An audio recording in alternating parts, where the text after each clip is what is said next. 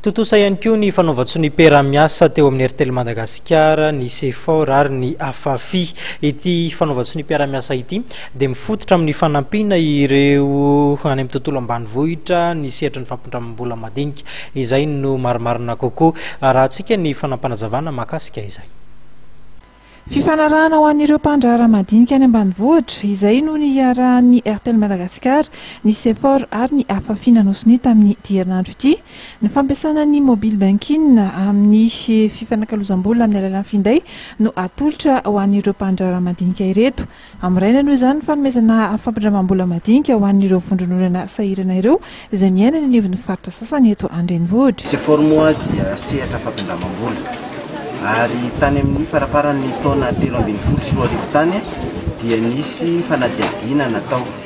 Ny vokatra tao anatin'ny fanadiadina io dia namoaka fa ny ankamaroan'ny mpindrana dia mandany fotoana sy mandany vola amin'ny fandehanana aty anivon'ny Masovo amin'ny fangalana vola, amin'ny famerenam-bola sy fangalana ny famerenam-bola amin'ny alalan'ny AFAFI izay mutuelle de santé.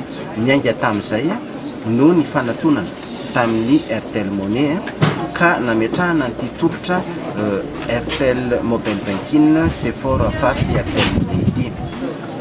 Izy ity moa zany dia ahafahany mpindrana mamerim-bola, ahafahany ihany koa mandray ny findramam-bolany amin'ny alalan'ny finday, ary azahoany ihany koa esomaiso misy torohevitra amin'ny fahasalamana ary misy torohevitra ihany koa amin'ny fitantanana ny CAPR.